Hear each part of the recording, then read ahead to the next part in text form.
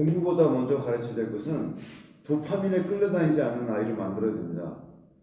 저는 아이들과 여행을 가면 가장 먼저 휴대폰부터 걷습니다. 여행지에 도착하면 아이들이 직접 봐야 할 것들이 있습니다. 새로운 풍경을 보고 사람들의 설명을 듣고 낯선 문화를 경험해야 됩니다. 그런데 휴대폰을 손에 쥐고 있으면 정작 봐야 할 것은 보지 않고 들어야 할 내용은 듣지 않습니다. 몸은 여행지에 왔지만 정신은 계속 휴대폰에 머물러 있습니다. 많은 부모님이 이렇게 생각합니다. 여행까지 왔는데 조금 보게 해도 되지 않을까? 요즘 아이들은 휴대폰을 사용하는데 너무 엄격한 거 아닐까? 하지만 저는 이것을 단순한 휴대폰 사용 문제라고 생각하지 않습니다. 청소년에게 가장 먼저 가르칠 것은 공부가 아닙니다. 자극을 관리하는 능력, 다시 말해 도파민에 끌려다니지 않는 힘부터 가르쳐야 됩니다. 제가 오늘 소개할 책은 자극을 끊어야 인생이 바뀐다는 책인데요. 이 책은 이제 도파민형 인간의 후속작입니다. 지금 전 세계 애들이 또는 전 세계 사람들이 다 도파민에 쩔어 있습니다. 이 책이 우리에게 던지는 핵심 질문은 분명합니다. 나는 자극을 선택하고 있는가? 아니면 자극이 나를 지배하고 있는가? 그러니까 내가 선택하는 사람이 돼야 되는데 자극이 나를 지배해요. 아이들이 공부를 못 견디는 진짜 이유는 뭐냐면 부모님들은 아이가 공부를 하자면 의지가 약하다고 생각합니다. 왜 이렇게 끈기가 없니? 조금만 참고 하면 되잖아. 너는 왜 시작한 걸 끝내지 못하니? 하지만 아이가 공부를 못 견디는 이유가 반드시 의지 부족만은 아니에요. 이미 아이의 뇌가 너무 빠르고 강한 자극에 익숙해져 있기 때문입니다. 쇼폼 영상은 몇 초마다 새로운 장면이 나오고 게임은 행동할 때마다 점수와 보상을 줍니다. SNS는 계속 새로운 게시물과 알림을 보여줍니다. 아이는 가만히 있어도 끊임없이 새로운 자극을 받을 수 있습니다. 반면 공부는 어떻습니까? 책 한 페이지를 읽어도 당장 보상이 없습니다. 영어 단어를 외워도 바로 실력이 늘었다는 느낌이 들지 않습니다. 운동을 하루 했다고 몸이 갑자기 달라지지 않습니다. 공부와 독서, 운동은 결과가 늦게 나타납니다. 반대로 휴대폰은 손가락을 한 번만 움직여도 즉각적으로 새로운 자극을 줍니다. 이런 상황을 반복하면 아이의 뇌는 점점 기다리지 못하게 됩니다. 지루함을 견디지 못하고 하기 싫은 일을 참지 못하며 결과가 늦게 나타나는 활동을 포기하게 됩니다. 그래서 공부를 더 시키기 전에 먼저 해야 할 일이 있습니다. 공부할 수 있는 뇌의 상태부터 만들어야 됩니다. 제가 항상 하는 말 있지 않습니까? 우리의 뇌는 쾌락추구, 거짓말쟁이, 게으름뱅이다. 그래서 남 탓하고 핑계대고 자기합리화시킨다. 근데 다행스러운 건 뭐냐? 진짜와 가짜를 구별하지 못하기 때문에 자기암시, 자기 체면의 노예고 환경의 노예라는 거. 이 환경의 노예라는 거. 여기에 주목하셔야 됩니다. 예전 아이들과 지금 아이들은 환경이 다릅니다. 생각해보세요. 일론 머스크가 성공한 이유가 뭔지 아세요? 제슨 왕이 성공한 이유가 뭔지 아십니까? 왕따를 당했습니다. 근데 지금 왕따를 당하면 휴대폰을 달려가요. 근데 그때는 다행스럽게 스마트폰이 없었습니다. 그러니까 어떻게 했겠습니까? 책으로 들어갔어요. 탈출과 책이었습니다. 그게 오히려 이 사람들의 성공 요인이에요. 나폴레옹도 왕따였습니다. 탈출과 책이었습니다. 애들이 학교에서 딸들을 당하기도 하고 친구 관계에서 상처를 입기도 하고 외로움과 불안을 경험하기도 해요. 다시 말씀드리지만 일론 머스크나 제슨 왕 같은 인물들도 어린 시절 어려움과 소외를 겪었다고 알려져 있습니다. 그런데 이들에게는 지금 같은 스마트폰과 쇼폼이 없었습니다. 힘들고 외로울 때 이들이 선택했던 탈출구 중 하나는 책이었습니다. 책을 읽고 생각하고 상상하면서 현실을 견뎠습니다.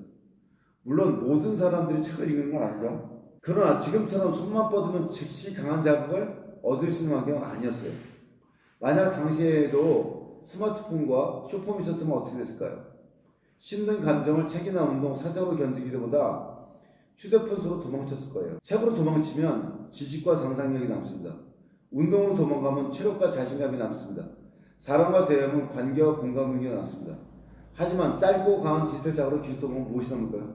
더 강한 자극을 원하는데 지루함을 견디지 못하는 습관, 불편한 감정을 회피하는 태도가 그것만 남아요. 어떻게 보면 과거 세대는 스마트폰이 없었다는 점에서 운이 좋았을 수도 있었어요. 만약 지금 아이들은 태어날 때부터 강한 자극과 경험을 해야 됩니다. 그러니까 이게 다른 거예요. 그렇기 때문에 지금 아이들에게는 더 체계적인 교육이 필요합니다. 휴대폰을 빼앗는 것만으로 해결되지 않아요. 여기서 부모님들이 가장 많이 하는 실수가 바로 휴대폰을 무조건 빼앗는 겁니다. 물론 일정기간 휴대폰과 거리를 두는 건 필요합니다. 하지만 휴대폰을 빼앗는 것만으로 문제가 해결되지 않습니다. 아이의 생활에 휴대폰을 대체할 것이 없다면 아이들이 계속 휴대폰만 생각합니다. 언제 다시 돌려주지? 친구들은 지금 무엇을 보고 있을까? 몰래 사용할 방법은 없을까? 이렇게 하면은 결국 부모와의 전쟁을 시작하는 겁니다. 진짜 변화를 시켜줘야 돼요. 강한 디지털 자극을 줄이고 그 자리를 건강한 몰입으로 채워야 됩니다. 독서, 운동, 여행, 토론, 발표, 악기, 글쓰기, 만들기처럼 시간이 지나면서 실력이 쌓이는 활동이 필요합니다. 처음에는 재미가 있을 수 없죠. 그래서 이것부터 지키셔야 됩니다. 도파민에 끌려다니는 아이를 만드는 5가지 방법. 첫째, 사용 시간을 정하기 전에 사용 장소부터 제한합니다. 하루 2시간 만에 이런 규칙은 생각보다 지키기 어렵습니다. 2시간이 언제 시작되고 언제 끝나는지 애매하고 아이와 부모가 매일 속상하게 되기 때문입니다. 대신 장소와 상황을 명확히 정합니다. 식사할 때는 휴대폰을 사용하지 않는다. 공부방과 잠자는 방에는 휴대폰을 가져가지 않는다. 수업과 독서 시간에는 휴대폰을 다른 공간에 보관한다. 여행과 견학 중에는 정해진 시간에만 사용한다.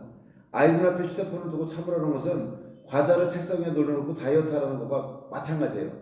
자제를 요구하지 말고 먼저 환경을 만들어주세요. 참게 만들기 전에 자극과 물리적으로 거리를 두게 해야 됩니다. 둘째, 휴대폰을 뺀 자리에 건강한 몰입을 집어넣어야 돼요.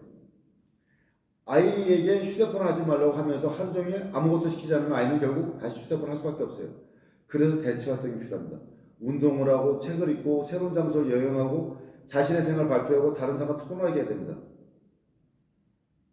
처음에는 힘들지만 끝나고 나면 무언가 남는 활동을 해야 됩니다. 책을 읽으면 지식이 남겠죠. 그리고 운동을 계속하면 체력이 남습니다. 발표를 준비하면 자신감이 남습니다. 여행을 제대로 하면 견문과 기억이 남습니다. 소비하는 자극을 성장하는 모습으로 바꿔야 돼요. 셋째, 지루함을 견디는 연습을 시켜야 됩니다. 지루함은 없애야 할 감정이 아니라 지루함을 견디는 능력이 집중력의 출발점이에요. 차를 타고 이동할 때 잠시 창밖을 보게 하십시오. 식사를 기다리는 동안 휴대폰씩 기다리게 하십시오. 산책할 때 이어폰을 빼고 걷게 하십시오. 잠들기 전에 종이책을 읽게 하십시오. 이렇게 지루함을 견딜 수 있는 바로 그런 활동을 시켜야 됩니다. 지루함을 견디는 힘은 결국 인생의 불편을 견디는 힘이에요. 넷째, 즉각적인 보상보다 완주의 기쁨을 경험하게 됩니다. 스마트폰은 즉각 보상을 주거든요. 하지만 현실의 중요한 성과는 대부분 늦게 나타납니다. 공부, 운동, 외국어, 인간관계, 사업은 모두 시간이 필요합니다. 그래서 아이에게 작은 완주경, 작아야 됩니다. 작고 쉬워야 됩니다. 한 일주일 동안 꾸준히 운동하기, 책 한 권을 끝까지 읽기, 계시면 한 챕터라도 읽기, 영어 문장 10개 외우기, 한 가지 주제를 조사해 발표하기. 이렇게 목표가 거창할 필요가 없어요.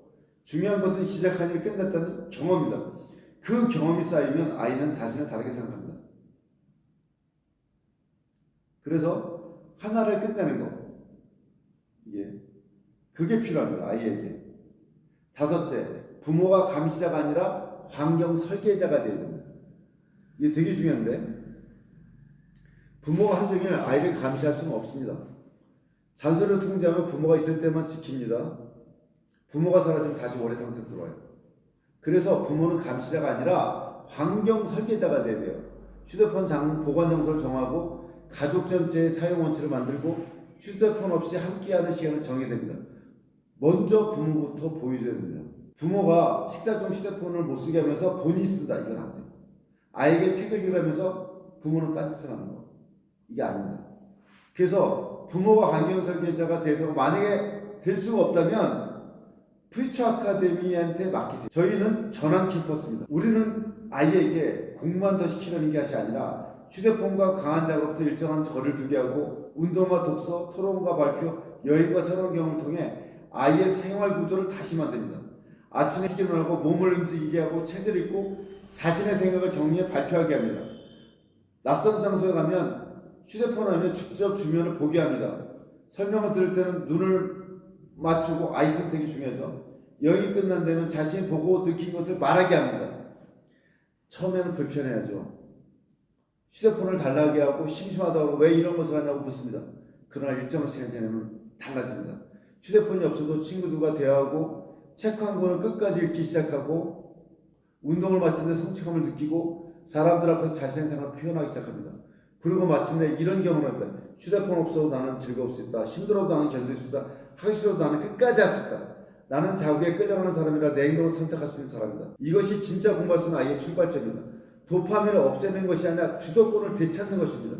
도파민 자체가 나쁜 것이 아니기 때문에 도파민을 맛보는 전환훈련을 하는 겁니다. 도파민은 목표를 세우고 새로운 것에 도전하고 무엇인가를 이루게 하는 중요한 시입니다. 문제는 도파민이 아니라 도파민의 주도권입니다.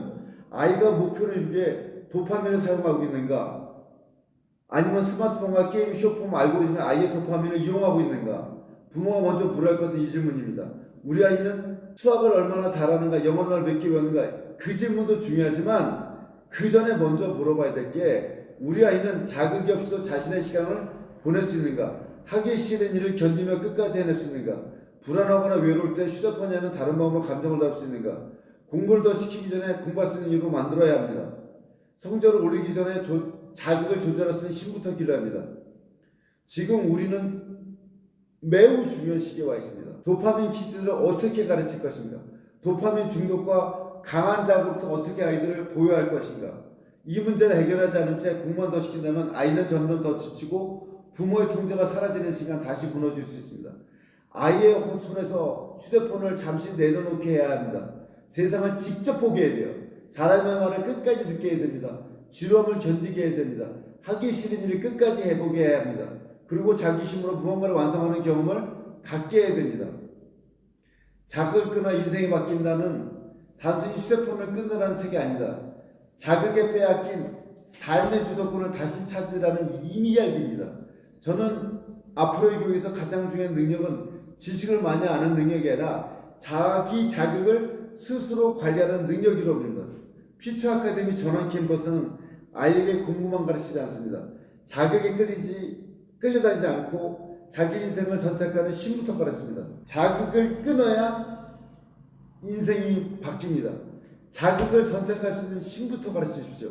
자극에 끌려다니는 애가 아니라 자극을 선택한 아이로 바꿔줘야 되고 자극에 대한 주도권을 갖는 애가 돼야 됩니다. 그래야 인생이 사는 디지털 키즈들입니다. 지금은 디지털 세상입니다.